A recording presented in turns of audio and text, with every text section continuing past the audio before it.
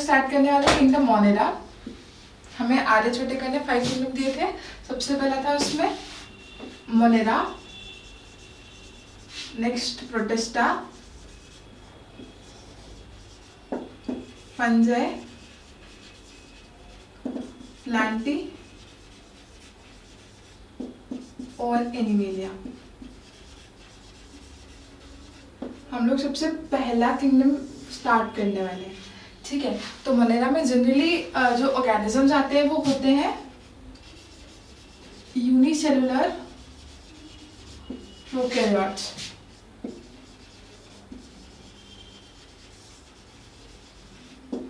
Prokaryotes generally मतलब हमारे world में या फिर हमारी अर्थ पे 2 टाइप के सेल्स हैं, एक है प्रोकैरियोट, एक है यूकैरियोट, ठीक है। तो जो प्रोकैरियोट वाला जो सेल होता है उसमें मेम्ब्रेन बाउंड ऑर्गेनेल्स नहीं होते। मेम्ब्रेन बाउंड ऑर्गेनेल्स कौन कौन से होते हैं जनरली आपने पढ़ा होगा, क्लोरोप्लास्ट,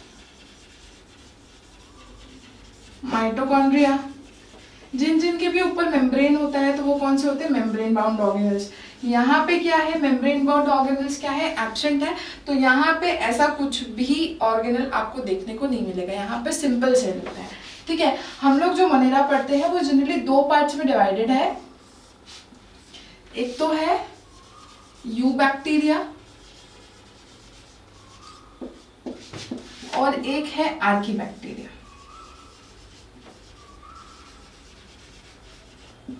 इन दोनों को हम लोग डिटेल में डिस्कस करेंगे।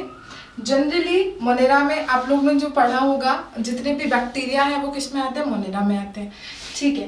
मोनेरा के बारे में आगे बात करते हैं। मोनेरा के अंदर जनरली शेप्स होती हैं, मतलब बैक्टीरिया कुछ शेप्स में मिलता है, आपने पढ़ा होगा। एक तो सबसे आपने पहले पढ़ा होगा ऐसे कुछ सर्कल शेप में होता है, ठीक है। एक कैसा होता है, ऐसे स्पाइरल की शेप में, ठीक है, उस पे ऐसे करके ये ऐसे स्पाइरल की शेप में, ठीक है। एक ऐसे करके वाटर ड्रॉप की शेप में, जिसको हम लोग कॉमा बोलते हैं।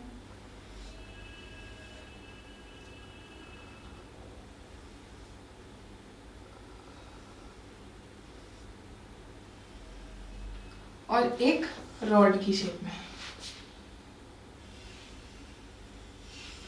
ये रॉड की शेप में,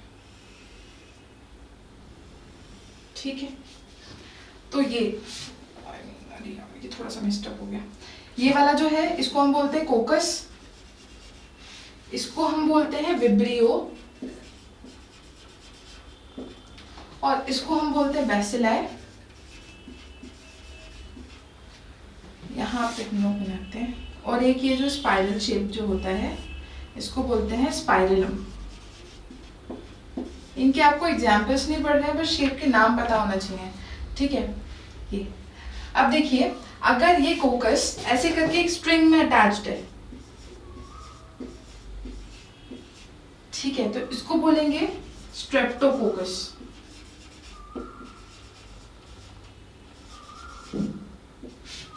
और अगर ये ऐसे करके पूरा ऐसे मतलब ऐसे करके किसी पर्टिकुलर शेप में अरेंज नहीं है तो इसको हम लोग बोलते हैं स्टेफाइलोकोकस।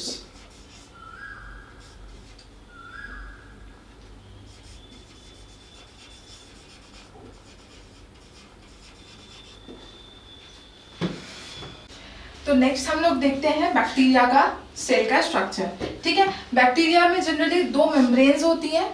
ये वाली जो सबसे अंदर वाली मेम्ब्रेन है इसको बोला जाता है सेल मेम्ब्रेन, ठीक है। इसके बाद जो मेम्ब्रेन होती है या वॉल होती है उसको हम लोग बोलते हैं सेल वॉल। और ये जो आपको ब्लू कलर का दिख रहा है this is called glycocalyx. Glycocalyx generally इसको प्रोटेक्शन में हेल्प करता है, ठीक है। ग्लाइकोकैलिक्स ना 2 टाइप का होता है। एक तो होता है जैसे मान लीजिए, एक तो होता है टफ इन द सेंस आपने जनरली जो दवाइयां देखी होंगी वहां पे आपको एक कैप्सूल का स्ट्रक्चर मिलता है, वैसे ही क्या होता है ग्लाइकोकैलिक्स होता है। ग्लाइकोकैलिक्स अगर टफ होता है तो उसको हम लोग बोलते हैं कैप्सूल, और अगर वो कैसा होता है लूज टाइप होता है तो उसको हम बोलते हैं स्लाइम। ये कैसा होता है, लूज होता है। स्लाइम क्या होता है, स्लाइम ना जनरली आपने देखा होगा बच्चों का एक टॉय होता है, मतलब वो आप उसको ऐसे रखेंगे तो वो थोड़ा गीला गीला सा होता है, आप उसको ऐसे करके फेंकोगे तो वो स्लिप हो जाएगा, बट वो क्या नहीं होता उसमें एक्चुअल मतलब थोड़ा सा ऐसा टची टाइप वेट टाइप जो होता है, दैट इज कॉल्ड स्लाइम। ठीक है, तो बैक्टीरिया में भी जो ग्लाइकोकैलिक्स होता है वो दो टाइप का होता है, एक होता है टफ जिसको हम लोग बोलते हैं कैप्सूल, एक होता है लूज जिसको हम लोग बोलते हैं स्लाइम। ठीक है, आगे चलते हैं। इन तीनों लेयर्स को हम लोग मिला के क्या बोलते हैं, ये तीनों लेयर्स, ये वाली कौन कौन सी, ये वाली ब्लैक और ये वाली ब्लू, इन तीनों को मिला के हम लोग क्या बोलते हैं, सेल एनवेलोप। ठीक है, आगे चलते हैं।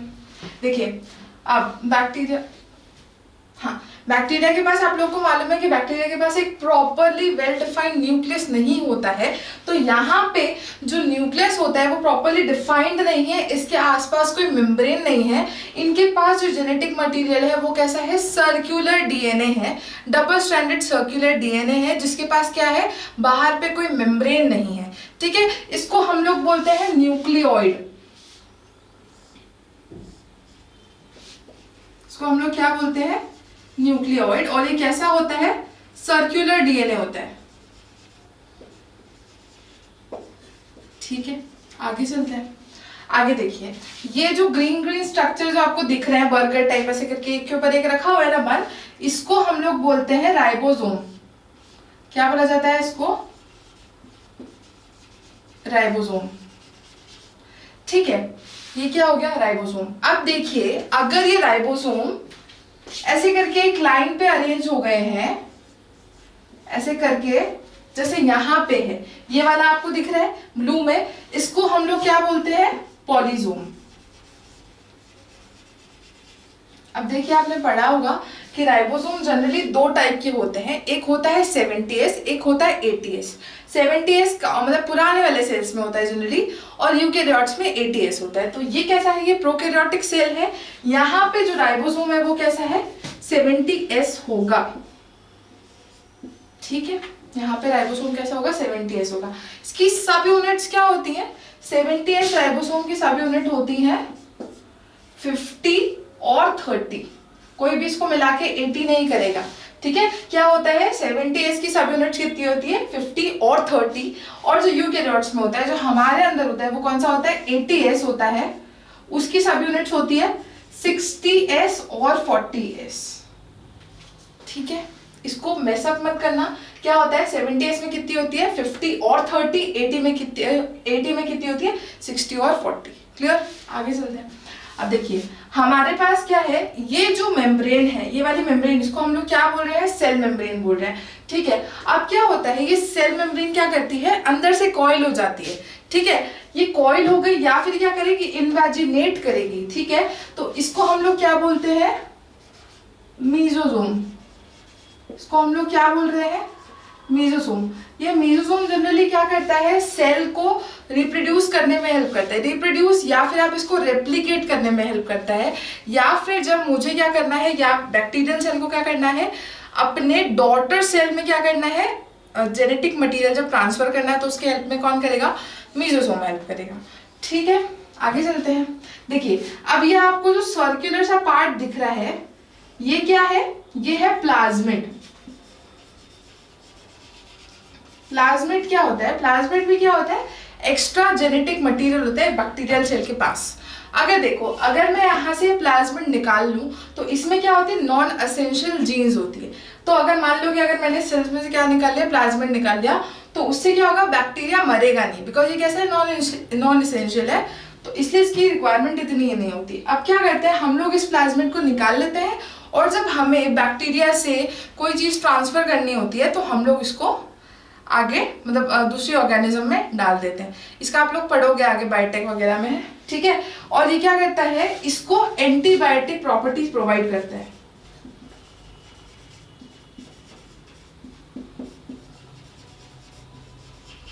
ठीक है, आगे चलते हैं। अब देखिए बैक्टीरिया में न्यूट्रिशन जनरली दो टाइप का होता है, बैक्टीरिया ऑटोट्रॉफिक भी होता है, हीटोट्रॉफिक भी होता है, ठीक है।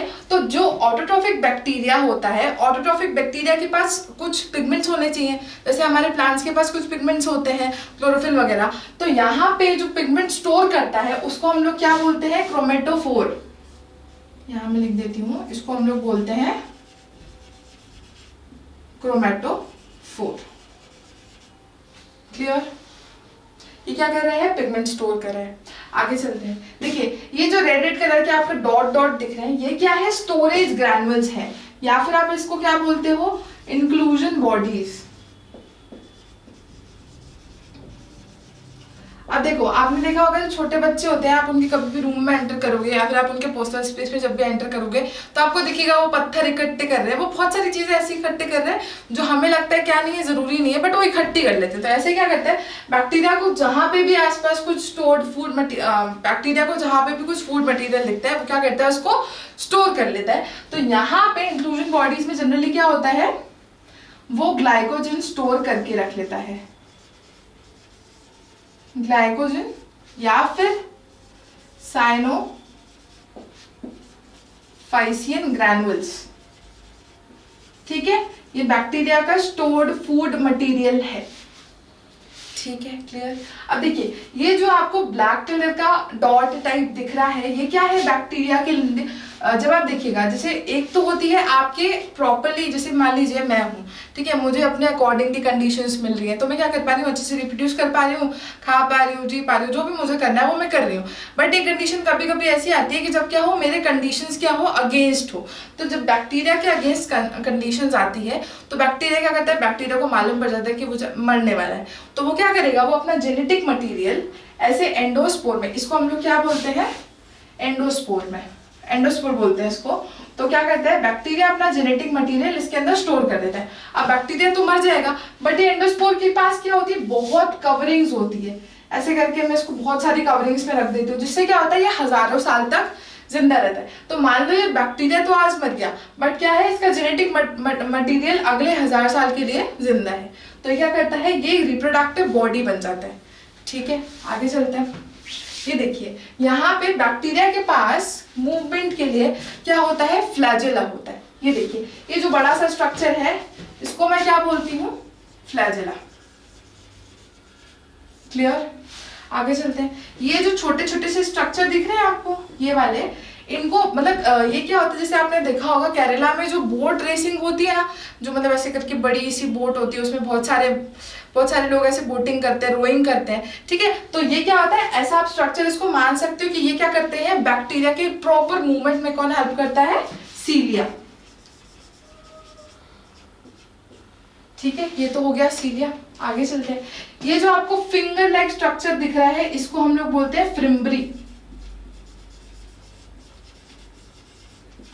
मान लीजिए बैक्टीरिया का अगर कहीं पे अटैच होना है तो वो क्या करेगा, ये फिंगर, ये मान लीजिए ये उसकी फिंगर टाइप है, तो वो क्या करेगा, इससे उस चीज को पकड़ लेगा। तो फ्रिम्बरी का में अटैचमेंट के लिए हेल्प होती है, ठीक है। आगे चलते हैं। ये जो आपको जो रेड कलर के स्ट्रक्चर्स दिख रहे हैं, इनको मैं बोलती हूँ पिलाई। ये पिलाई का में बैक्टीरिया इसका बहुत गंदा सा यूज करता है, गंदा सा इन द सेंस रिप्रोडक्शन करने में इसको हेल्प करता है पिलाई, ठीक है। तो ये प्रॉपर स्ट्रक्चर है बैक्टीरिया का। तो हम लोग नेक्स्ट अब लेते हैं रेस्पिरेशन। रेस्पिरेशन क्या होता है, रेस्पिरेशन जनरली प्रोसेस होता है जिससे हम लोग क्या यूज करते हैं, जिसमें हम लोग CO2 को क्या करते हैं, CO2 प्लस वाटर क्या देता है हम लोग को, ग्लूकोज C6H12O6 प्लस ऑक्सीजन। ये आपने नॉर्मल प्रोसेस पढ़ा होगा। रेस्पिरेशन वो होता है जब हम लोग क्या करते हैं, हमारे जो स्टोर्ड फूड मटेरियल है, नॉट स्टोर्ड फूड मटेरियल, जो हमने फूड मटेरियल लिया है उसको ऑक्सीजन की प्रेजेंस में क्या करते हैं, ऑक्सीडाइज करके एनर्जी बनाते हैं, ठीक है। ये जो ग्लूकोज है ये क्या है, एनर्जी का एक फॉर्म है, ठीक है। हमारी बॉडी में जो एनर्जी की यूनिट है दैट इज ATP, ठीक है। तो हम लोग बैक्टीरिया के रेस्पिरेशन की बात करते हैं, ठीक है। रेस्पिरेशन में जनरली क्या हो रहा है, CO2 से क्या बन रहा है, ATP बन रहा है एकदम एंड में, ठीक है। तो अब देखो रेस्पिरेशन जनरली दो टाइप का होता है। बैक्टीरिया कैसा है, बैक्टीरिया अर्थ पे सबसे पहले कौन आया, बैक्टीरिया आया। तो अर्थ पे सबसे पहले ऑक्सीजन तो थी नहीं, ठीक है। तो जब ऑक्सीजन प्रेजेंट नहीं थी तो बैक्टीरिया कैसा करता है, बैक्टीरिया ऑक्सीजन के एब्सेंस में भी क्या कर रहा है, रेस्पिरेशन कर रहा है। कौन सा वाला, ये वाला। जब क्या है, ऑक्सीजन क्या है, एब्सेंट है, और यहाँ पे क्या है, ऑक्सीजन प्रेजेंट है, राइट। तो ये जो ऑक्सीजन प्रेजेंट है that is called aerobic respiration, aerobic air, ठीक है। तो आप लोगों को यहाँ से कनेक्ट करना है, एरोबिक रेस्पिरेशन में क्या होता है, O2 प्रेजेंट होती है, ठीक है। O2 की प्रेजेंस में क्या होता है, ये वाला रेस्पिरेशन होता है। और एनारोबिक में क्या होता है, O2 प्रेजेंट नहीं होती, O2 क्या है, एब्सेंट है यहाँ पे, ठीक है। आगे चलते हैं। अब देखिए हाँ, तो जब बैक्टीरिया सबसे पहले आया तो ये तो क्या था, ऑब्लिगेट एरोब। मान लीजिए कि ये वो वाला बैक्टीरिया है जो क्या कर रहा है, अगर उसको ऑक्सीजन मिल रही है वो तो क्या है, तब तो वो मस्त चल रहा है। बट अगर उसको ऑक्सीजन नहीं मिल रही है तो वो क्या है, मर जा रहा है। ऑब्लिगेट का मतलब क्या होता है, ऑब्लिगेट इन द सेंस कि क्या कर रहा है, वो उसको मजबूर कर रहा है। ये इसकी क्या है, मजबूरी है। क्या मजबूरी है कि देखो कि अगर उसको ऑक्सीजन नहीं मिलती है वो तो क्या हो जाता है, वो मर जाता है। तो ये क्या है, मजबूरी वाला क्या है, एरोब है, मतलब इसको बिना ऑक्सीजन के इसका काम नहीं चलेगा, ठीक है।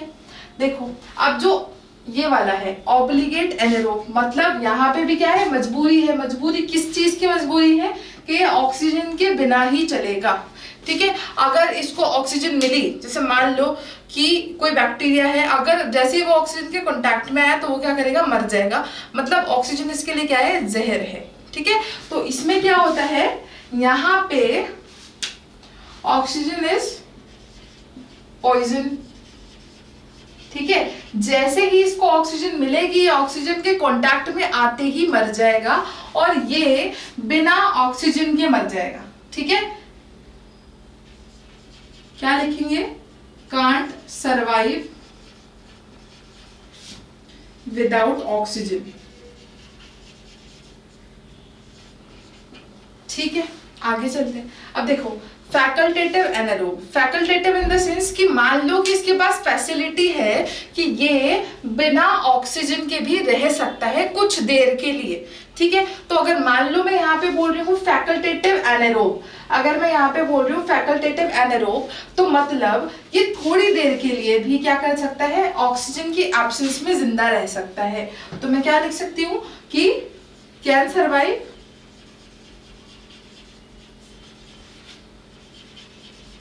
Without oxygen for some time, ठीक है। कुछ देर के लिए बिना ऑक्सीजन के रह सकता है ये, ठीक है। अब जो ये फैकल्टेटिव एरोब है, ठीक है, फैकल्टेटिव एरोब क्या करता है, फैकल्टेटिव एरोब क्या करेगा, अगर इसको ऑक्सीजन मिल रही है तो ये थोड़ी देर के लिए ऑक्सीजन की प्रेजेंस में भी जिंदा रह सकता है, ठीक है। तो ये क्या कर रहा है,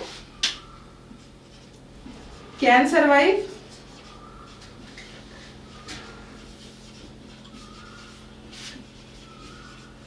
विथ ऑक्सीजन, ठीक है।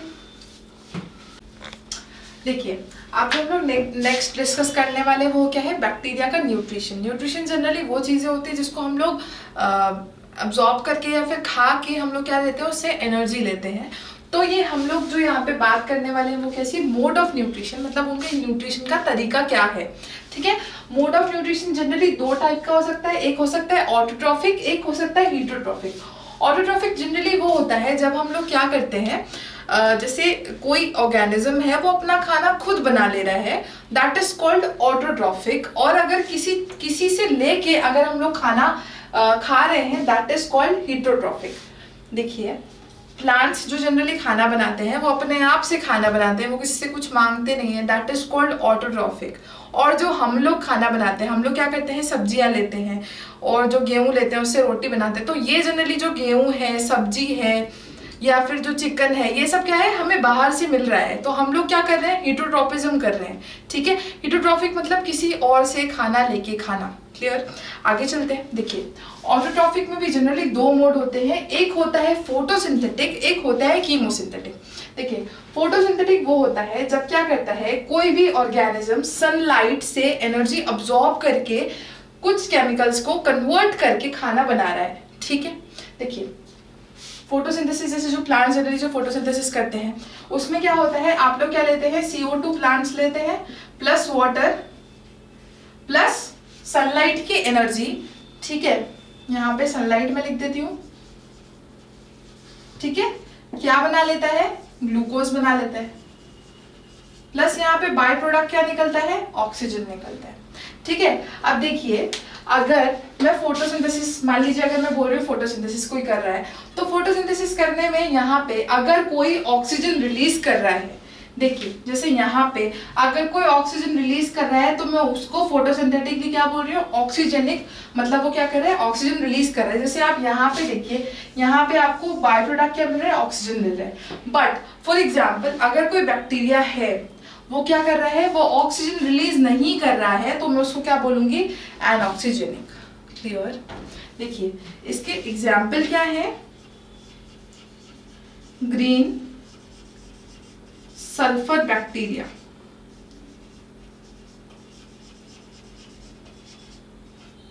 ठीक है, ऑक्सीजनिक के एग्जाम्पल है ब्लू ग्रीन एल्गी।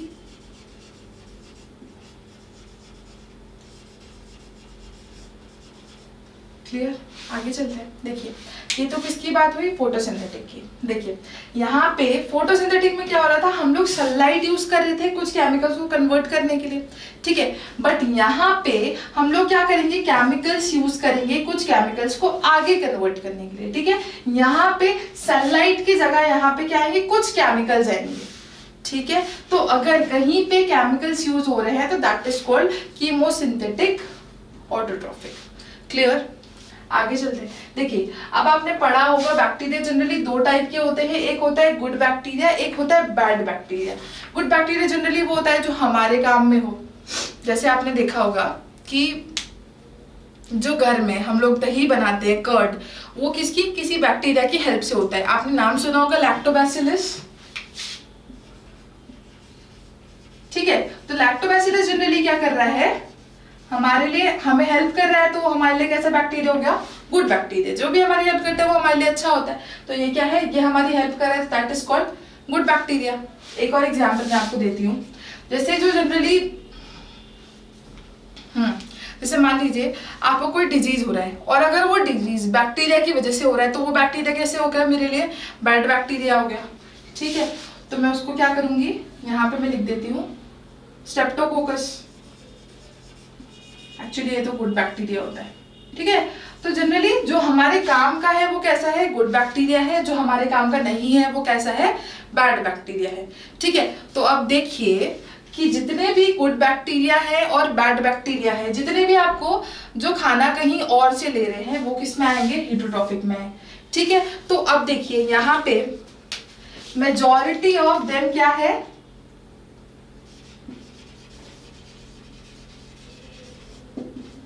हेटरोट्रॉफिक है, कुछ कैसे है, ऑटोट्रॉफिक है। अब देखिए बैक्टीरिया में आपको दोनों मोड ऑफ न्यूट्रिशन देखने को मिल रहा है, ऑटोट्रॉफिक भी मिल रहा है और हीटोट्रॉफिक भी मिल रहा है। तो आपकी एनसीईआरटी में पेज नंबर 19 पे एक लाइन लिखी हुई है कि bacteria shows the most extensive metabolic diversity. मतलब क्या है, यहाँ पे मेटाबॉलिज्म की डाइवर्सिटी शो रही है। मेटाबॉलिज्म क्या है, मेरी बॉडी में होने वाली जितनी भी रिएक्शन है वो क्या है, मेटाबॉलिज्म है। अब देखिए मेटाबॉलिज्म जनरली क्या हो रहा है, रिएक्शन से हो रहा है। तो यहाँ पे एक तो क्या है, वो अपने आप से खाना बना ले रहा है या फिर किसी और से खाना ले रहा है। तो मतलब आपको अलग अलग तरीके देखने के मिल रहे हैं खाने के। ठीक है, मोड ऑफ न्यूट्रिशन आपको अलग अलग देखने को मिल रहा है, इसीलिए यहाँ पे इस रिस्पेक्ट में लाइन लिखी हुई है। और या फिर आप इसको इस रिस्पेक्ट में मान सकते हैं कि बैक्टीरिया एक छोटा सा सेल है, एक ही सेल है, उसमें कोई बहुत सारे ऑर्गेनल्स तो है नहीं, फिर भी क्या है, वहां पे बहुत नए नए तरीके आपको देखने को मिल रहे हैं। इसलिए मैं इसको क्या बोलती हूँ, बोल सकते हैं आप लोग कि ये क्या है, अच्छा खासा इसका स्ट्रक्चर क्या है, कॉम्प्लेक्स, इसका क्या है, बिहेवियर है, बट स्ट्रक्चर कैसा है, सिंपल है। देखो अब हम लोगों ने मोनेरा को दो पार्ट्स में डिवाइड किया था। एक तो हमने लिया था यूबैक्टीरिया और एक हमने लिया था आर्कीबैक्टीरिया। देखो अब हम लोग डिटेल में डिस्कस करते हैं किसको, आर्कीबैक्टीरिया को। देखो आर्कीबैक्टीरिया कैसे ऑर्गेनिजम्स होते हैं, ये बहुत एक्सट्रीम कंडीशंस में रहते हैं। Extreme conditions in the sense कि ये बहुत ज़्यादा नमक में रह लेंगे, बहुत ज़्यादा एसिडिक कंडीशंस जहाँ पे होंगी वहाँ पे रह लेंगे, या फिर जहाँ पे टेम्परेचर बहुत ज़्यादा है वहाँ पे रह लेंगे, या फिर किसी ऑर्गेनिज्म के अंदर रह लेंगे। ठीक है, तो ये क्या है, मतलब बहुत अलग एकदम खतरों से खेलते हैं। ठीक है, या फिर आप इनको बोल सकते हो एकदम वो नहीं होते स्टंटमैन टाइप। ठीक है, तो ये क्या करें, एक्सट्रीम कंडीशंस में रह रहे हैं। ठीक है, तो मैं इसीलिए इनको क्या बोलती हूँ, एक्सट्रीमोफाइल्स।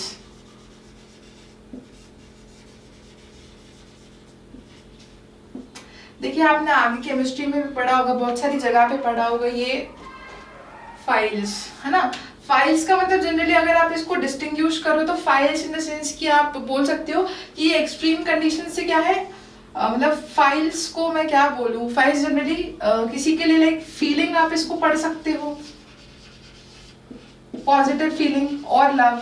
ठीक है, तो ये क्या करते हैं, एक्सट्रीम कंडीशंस को लव करते हैं, इसीलिए मैं इनका नाम क्या रख दे रही हूँ, एक्सट्रीमोफाइल्स। ठीक है, ये जनरली 3 टाइप के होते हैं।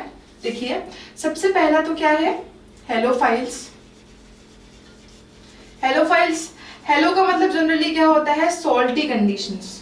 ठीक है, सॉल्ट, तो ये क्या कर रहे हैं, एक्सट्रीम नमक वाली कंडीशन में रह रहे हैं, इनको क्या है, बहुत ज्यादा नमक वाली कंडीशन से क्या है, प्यार है। These are called halophiles.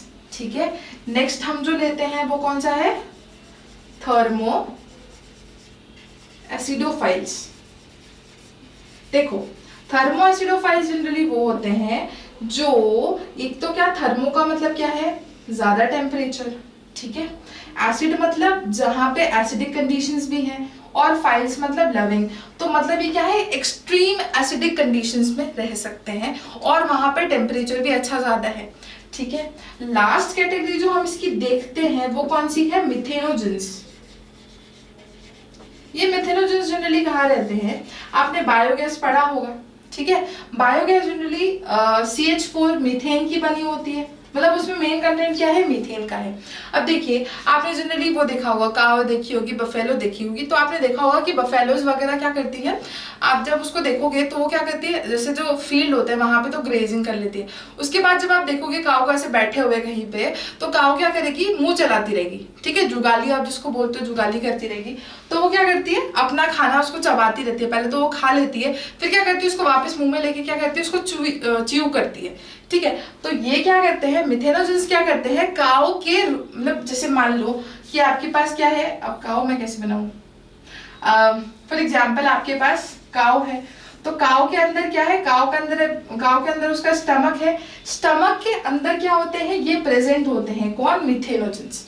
ठीक है, ये क्या करते हैं, जैसे मान लीजिए अब काव है, काव जनरली क्या खाती है, आपने देखा होगा, काव चारा खाती है, वो किसका बनाता है, पेड़ पौधों का। ठीक है, तो पेड़ पौधों में आपने पढ़ा है प्लांटी की सेल वॉल किसकी बनी होती है, सेलुलोज की बनी होती है। ठीक है, और वहां पे कुछ अलग अलग और चीजें होती हैं, तो उनको जब डाइजेस्ट करते हैं तो वहां क्या बनती है, मीथेन बनती है। तो मीथेन बनाने के लिए कौन रिस्पॉन्सिबल है, मिथेनोजेंस है। ठीक है, अब देखो ये कहाँ है, काव के अंदर है, काव के अंदर क्या है, ऑक्सीजन प्रॉपर्ली पहुंच तो नहीं पा रही है, तो ये कैसी कंडीशन में रहते हैं, एनारोबिक कंडीशंस में रहते हैं। ठीक है, नेक्स्ट हम लोग डिस्कस करते हैं यू बैक्टीरिया। यू का मतलब जनरली क्या होता है, ट्रू, और बैक्टीरिया तो है ही, तो मतलब ये कैसा है, ट्रू बैक्टीरिया है। देखिए अब ये जो ट्रू बैक्टीरिया है जनरली 2 टाइप का हो सकता है। एक तो कैसा हो सकता है, ये जनरली होता है यूनिसेलुलर। ठीक है, यूनिसेलुलर होता है, और फिलामेंटस। फिलामेंटस क्या होगा, फिलामेंटस होगा जैसे मान लो ये एक के ऊपर एक, जैसे मान लो ये एक सेल है, इसके ऊपर एक और सेल है, इसके ऊपर एक और सेल है, इसके ऊपर एक और सेल है, तो ऐसे फिलामेंट के फॉर्म में क्या होते हैं, अरेंज्ड होते हैं। ठीक है, ये जनरली क्या होता है, यूनिसेलुलर होते हैं, फिलामेंटस होते हैं। मान लीजिए अगर यहाँ पे क्या है, अगर इसको कैसा होना है, मोटाइल होना है, motile in the sense move करना है, तो यहाँ पे क्या होगा, फ्लैजेला प्रेजेंट होगा। ठीक है, अब देखिए आगे चलते हैं। ये जो यू बैक्टीरिया है इनमें से कुछ तो कैसे होते हैं, फोटोसिंथेटिक होते हैं, और कुछ कैसे होते हैं, कीमोसिंथेटिक होते हैं। अब देखिए जो फोटोसिंथेटिक होते हैं उनके पास कुछ पिगमेंट्स होंगे, अब ये फोटोसिंथेसिस कर रहे हैं तो उनके पास क्या होगा, क्लोरोफिल तो होगा। तो यहाँ पे जो क्लोरोफिल प्रेजेंट है वो कौन सा है, क्लोरोफिल ए। ठीक है, आगे चलते हैं। देखिए अब ये क्या होते हैं जिनके पास क्या है, क्लोरोफिल ए है, तो वो कैसा है, फोटोसिंथेटिक है। मतलब वो क्या कर रहा है, हमने लास्ट में डिस्कस किया था कि वहां पे क्या है, वो लोग सनलाइट की एनर्जी यूज कर रहे हैं, जिससे क्या बन रहा है, वहां पे फूड मटेरियल्स बन रहे हैं। ठीक है, तो फोटोसिंथेसिस कर रहे हैं। तो जैसे मान लीजिए ये क्या है, फिलामेंटस फॉर्म है। ठीक है, ये फिलामेंटस फॉर्म है। तो यहाँ पे मान लीजिए ये वाला जो सेल है ये क्या है, थोड़ा सा मोटा है। मोटा इन द सेंस यहाँ पे कुछ डबल लेयर बनी हुई है। ठीक है, तो ये वाला जो सेल है ये तो क्या है, फोटोसिंथेसिस कर रहा है। ठीक है, बट बीच में ये क्या है, ये सेल है, इसको मैं क्या बोलती हूँ, हेटेरोसिस्ट बोलती हूँ। ये क्या हेल्प करता है, ये जनरली नाइट्रोजन फिक्सेशन में हेल्प करता है। ठीक है, अब देखिए ये तो क्या है, ये ग्रीन पार्ट है प्लांट, मतलब सॉरी बैक्टीरिया का ग्रीन पार्ट है। तो आपने देखा होगा कि जो भी रेस्पिरेशन वाली जो रिएक्शंस होती है वो क्या होती है, वहां पे क्या निकलता है, O2 निकलता है बाय प्रोडक्ट के रूप में। अब देखिए जब भी नाइट्रोजन फिक्सेशन होता है तो हेटेरोसिस्ट को क्या नहीं चाहिए, ऑक्सीजन नहीं चाहिए।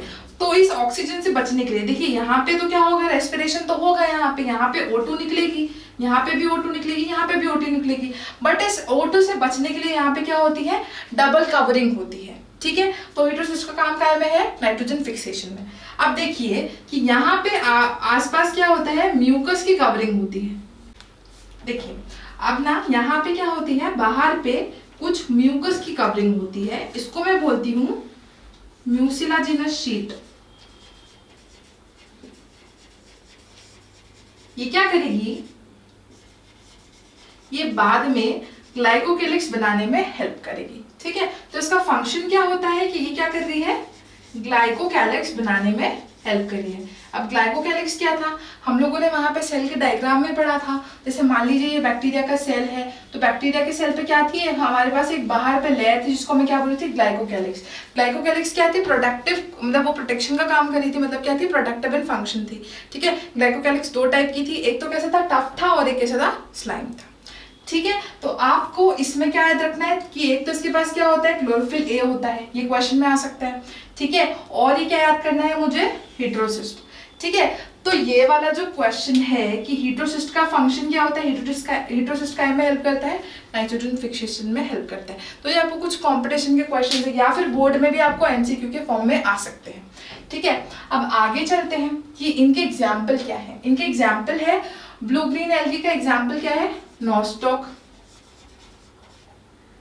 यस, नॉस्टॉक और एनाबीना। क्लियर, हमारे पास हेटेरोट्रॉफिक हो गए, यू बैक्टीरिया, आर्की बैक्टीरिया, ये वाला कंप्लीट हो गया। अब लास्ट जो हमारे पास पार्ट बचा है वो क्या है, माइकोप्लाज्मा। Yes,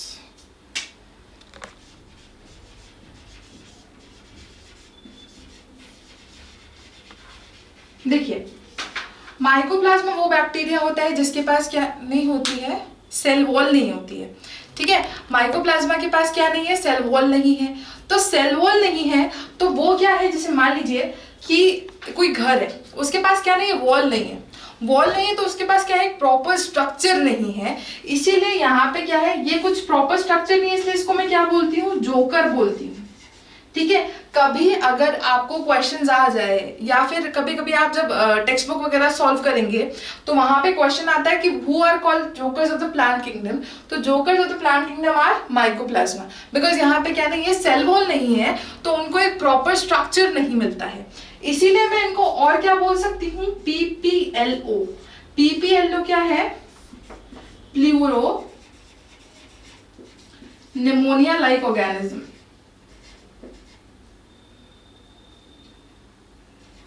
like organism.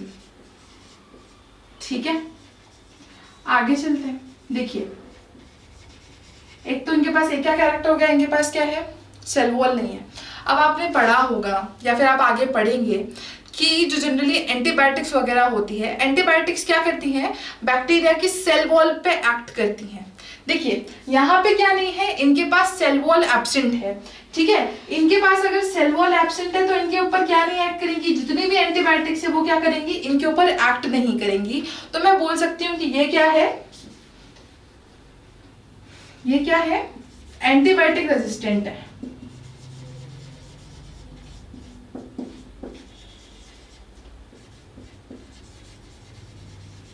अब देखिए ये एंटीबायोटिक रेजिस्टेंट है, ठीक है। तो ये क्या करेंगी, मेरे अंदर क्या है, जितने भी लंग इन्फेक्शंस होंगे उनके 1/5 लंग इन्फेक्शन कौन कॉज करता है, माइकोप्लाज्मा कॉज करता है। माइकोप्लाज्मा जनरली हमारे लिए क्या होता है, हार्मफुल होता है। तो यहाँ पे हमारा मोनेरा कंप्लीट होता है। इसका बस एक छोटा सा पार्ट बचा है रिप्रोडक्शन वाला, वो हम लोग कभी कंप्लीट कर लेते हैं। नेक्स्ट हम लोग डिस्कस करते हैं बैक्टीरिया में रिप्रोडक्शन, ठीक है। बैक्टीरिया में रिप्रोडक्शन जनरली 3 टाइप का होता है। एक तो होता है बाइनरी फ्यूजन जो आपने बचपन से पढ़ा है, एक है एंडोस्पोर फॉर्मेशन जो हमने अभी लास्ट डायग्राम में पढ़ा था, और लास्ट है जेनेटिक रिकॉम्बिनेशन, ठीक है। तो बाइनरी फ्यूजन में क्या होता है, बाइनरी फ्यूजन में देखिए मैं आपको सुपरफिशियली बता देती हूँ कि मान लीजिए ये क्या है, बैक्टीरियल सेल है, फॉर एग्जाम्पल ये एक बैक्टीरियल सेल है, ये इसका जेनेटिक मटीरियल है, ठीक है। अब बैक्टीरिया को लगा कि यार उसको डिवाइड करना चाहिए, या फिर बैक्टीरिया में क्या हुई, ग्रोथ हुई। जैसे हमने लास्ट चैप्टर में पढ़ा था कि जब भी बैक्टीरिया क्या करने जाता है, ग्रोथ करने जाता है, तो वो क्या कर लेता है, रिप्रोडक्शन कर लेता है, ठीक है। इसीलिए हमने वहां पे एक स्टेटमेंट भी पढ़ा था कि यूनिसेलुलर ऑर्गेनिज्म में ग्रोथ और रिप्रोडक्शन क्या हो रहा है, एक साथ हो रहा है, ठीक है। तो यहाँ पे क्या है, ये जैसे ये सेल क्या होने लगता है, फॉर एग्जाम्पल ये सेल जैसे ही बड़ा होने लगता है, फॉर एग्जाम्पल ये क्या हुआ, सेल बड़ा हुआ, तो इसमें क्या होगा, इसमें बीच में क्या होगा, एक इन्वेजिनेशन टाइप होने लगेगा। इन्वेजिनेशन मतलब मान लीजिए मेरे पास एक बड़ा सा बलून है, जो लंबा वाला बलून आता है, मैंने उसको बीच में से थोड़ा सा प्रेस कर लिया, ठीक है। तो क्या होगा, यहाँ पे जेनेटिक मटेरियल भी ऐसे करके 2 पार्ट्स में डिवाइड होने लगेगा, ठीक है। आगे आप देखेंगे कुछ समय बाद कि यहाँ पे क्या हुए, 2 नए सेल्स बन गए। इसको मैं क्या बोल रही हूँ, बाइनरी फिजन। और ये जो आपको 2 नए सेल्स मिले, इसको मैं क्या बोल रही हूँ, डॉटर सेल्स। क्यों मैं बोल रही हूँ daughter cells, because in daughter cell से क्या बनेगा, आगे नया ऑर्गेनिज्म बनेगा। देखो जो भी मतलब जनरली जो भी रिप्रोडक्शन करता है वो जनरली एक औरत होती है। औरत इन द सेंस रिप्रोडक्शन करने का मतलब ये नहीं, मतलब जो भी नए ऑर्गेनिज्म को जन्म देता है तो वो औरत होती है। इसलिए यहाँ पे हमने क्या लिखा है, यहाँ पे इसको कैसे डिनोट किया है, डॉटर सेल्स, ठीक है। आगे चलते हैं। देखिए एंडोस्पोर क्या था कि बैक्टीरिया है, बैक्टीरिया के पास क्या, बैक्टीरिया को लगा कि अब वो मरने वाला है, या फिर बैक्टीरिया को अपने अकॉर्डिंग कंडीशंस नहीं मिली, तो बैक्टीरिया ने क्या किया, उसका जेनेटिक मटेरियल एक बॉल में स्टोर कर दिया और उस बॉल को अच्छे से कवरिंग से कवर कर दिया। तो इसको मैं क्या बोलूंगी, एंडोस्पोर, ठीक है। अब हम लोग लास्ट देखते हैं। देखो बैक्टीरिया था, बैक्टीरिया ऐसे करके चल रहा था। बैक्टीरिया को देखो, बैक्टीरिया क्या थे, सबसे पहले अर्थ पे कौन आया था, बैक्टीरिया है। तो बैक्टीरिया के पास बहुत टाइम था रिप्रोडक्शन करने के लिए, न्यूट्रिशन लेने के लिए। न्यूट्रिशन को जैसे आपने देखा है कुछ वहां पे कोई तो क्या कर रहा है, फोटोसिंथेसिस कर रहा है, कोई कीमोसिंथेसिस कर रहा है, कोई क्या कर रहा है, हीटरोट्रॉपिज्म कर रहा है। तो उसके पास अच्छा खासा टाइम था अपने आप को इवॉल्व करने के लिए, ठीक है। तो यहाँ पे उसने क्या सोचा कि अब मैं क्या करता हूँ, जेनेटिक रिकॉम्बिनेशन करता हूँ। जेनेटिक रिकॉम्बिनेशन का मतलब एक बैक्टीरिया है, उसने क्या करा, अपना जीनस मतलब उसने अपना जेनेटिक मटेरियल लिया, दूसरे में डाल दिया। This is called genetic recombination. देखिए अब जेनेटिक रिकॉम्बिनेशन जनरली 3 टाइप का होता है। एक तो क्या है, ट्रांसफॉर्मेशन है,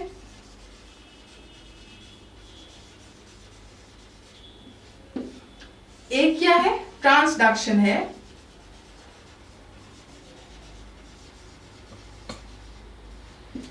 और एक क्या है, कॉन्जुगेशन है।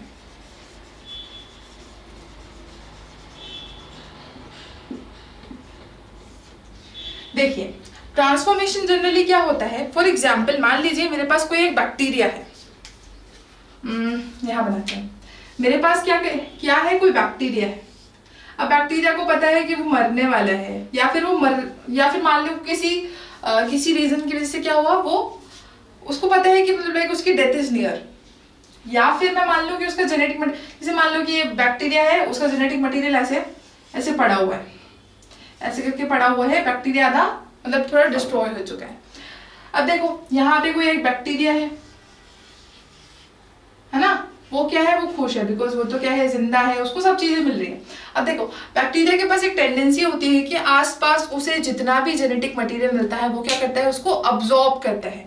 ठीक है, तो यहाँ पे क्या मिला इसको, सॉरी इसका जेनेटिक मटेरियल ब्लैक से बनाते हैं। ठीक है, तो यहाँ पे तो क्या मिला उसको, यहाँ पे उसको एक नया जेनेटिक मटेरियल मिला। इसका जेनेटिक मटेरियल किस कलर का है, ब्लू कलर का है, और इसका जेनेटिक मटेरियल ब्लैक कलर का है। अब देखो ये बैक्टीरिया खुश है, बिकॉज इसको क्या है, इसकी जिंदगी सही चल रही है, इसको कोई दिक्कत नहीं है। ये क्या करता है, यहाँ पे आसपास जो भी जेनेटिक मटेरियल है वो क्या है, अब्सॉर्ब कर लेता है। देखो इसके पास इसका जेनेटिक मटेरियल आया है ना, तो यहाँ पे क्या हुआ, दो अलग अलग जीन्स हैं। अब क्या करेगा, जैसे जैसे आगे ये बैक्टीरिया क्या करेगा, रेप्लिकेट करेगा, ये रिप्रोड्यूस करेगा, तब इसका ये और ये जेनेटिक मटेरियल मिल जाएंगे। तो यहाँ पे क्या हो गया, जेनेटिक रिकॉम्बिनेशन हो गया। तो ये आपकी फर्स्ट टेक्निक है, कौन सी है, ट्रांसफॉर्मेशन वाली। ठीक है, आगे चलते हैं। देखिए अब आगे क्या होता है, आपने देखा होगा कि आपके पास या हमारे पास एक वायरस होता है। ठीक है, एक वायरस होता है जिसको मैं क्या बोलती हूँ, बैक्टीरियोफेज। ठीक है, बैक्टीरियोफेज वो वायरस होता है जो किसको इन्फेक्ट करता है, बैक्टीरिया को इन्फेक्ट करता है। फॉर एग्जाम्पल ये एक बैक्टीरिया है, ये एक बैक्टीरिया है, और ये क्या है, एक बैक्टीरियोफेज है।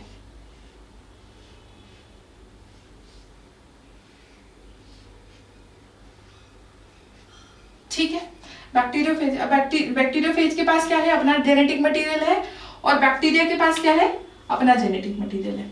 अब देखो बैक्टीरियोफेज तो क्या कर रहा है, बैक्टीरिया पे अटैक कर रहा है, तो मतलब वो क्या करेगा, इस बैक्टीरिया को तो मार देगा, और क्या करेगा, खुद 2-3 में और रेप्लिकेट कर जाएगा, या फिर इसके ऊपर अटैक कर देगा तो ये क्या करेगा, और 2-3 में रेप्लिकेट करेगा। इसके पास तो कैसा है, ब्लू कलर का। अब देखो कुछ बेवकूफ सा वायरस, कौन सा वायरस, मान लो इसमें से कोई एक बेवकूफ है। ठीक है, तो वो क्या करेगा, वो बेवकूफ सा वायरस क्या करेगा, इस बैक्टीरिया का भी जेनेटिक मटेरियल ले लेगा। ठीक है, अब जैसे मान लो ये तो वायरस है, इसने क्या करा, इस वाले बैक्टीरिया का जेनेटिक मटेरियल ले लिया। अब इस वायरस ने क्या किया, इसने किसी और बैक्टीरिया को इन्फेक्ट किया। अगर इसने किसी और बैक्टीरिया को इन्फेक्ट किया, ये वाले वायरस ने, जिसके पास क्या है, पिछले वाले बैक्टीरिया का जेनेटिक मटेरियल है। ठीक है, ये वाला वायरस है, इस वायरस का नाम क्या है, बैक्टीरियोफेज, ये भूलना मत। ठीक है, इसके पास एक तो किसका जेनेटिक मटेरियल है, इसका खुद का, और एक किसका है, पुराने वाले बैक्टीरिया का। तो अभी क्या करेगा, जब ये दूसरे वाले बैक्टीरिया को इन्फेक्ट करेगा, तो ये क्या करेगा, इसका और इसका दोनों का जेनेटिक मटेरियल क्या करेगा, इसके अंदर डाल देगा, जिससे क्या हुआ, यहाँ पे नया जेनेटिक रिकॉम्बिनेशन हो गया।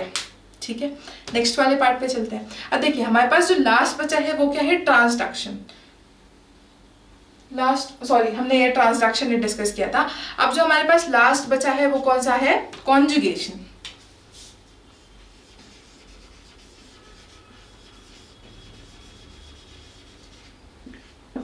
कॉन्जुगेशन में जनरली क्या होता है, एक बैक्टीरिया होता है, ये दूसरा बैक्टीरिया है। बैक्टीरिया की शेप जनरली ऐसी नहीं होती है, हमने देखी थी बैक्टीरिया की शेप्स कैसी होती है, बट आपकी अंडरस्टैंडिंग के लिए हमने इसको ब्लॉक में बना दिया। तो ये क्या है, ये बैक्टीरिया ए है, ये बैक्टीरिया बी है। अब देखिए ये वाला जो बैक्टीरिया है इसके पास क्या है, प्लाज्मिड है, हमने प्लाज्मिड पढ़ा था। ठीक है, अब कोई प्लाज्मिड में कैसी होती है, एफ पॉजिटिव प्लाज्मिड है कोई। ठीक है, एफ का मतलब क्या है, यहाँ पे फर्टिलिटी प्लाज्मिड। ठीक है, तो अगर किसी के पास एफ पॉजिटिव है तो वो क्या करेगा, एक ये जो पिलाए जो हमने पढ़ा था ना यहाँ पे, उस पिलाए के थ्रू ये क्या करेगा, अपना जेनेटिक मटेरियल यहाँ पे ट्रांसफर कर देगा। ठीक है, ये तो कैसा है, इसके पास तो क्या है, फर्टिलिटी प्लाज्मिड है, इसलिए मैं इसको क्या बोल रही हूँ, एफ पॉजिटिव।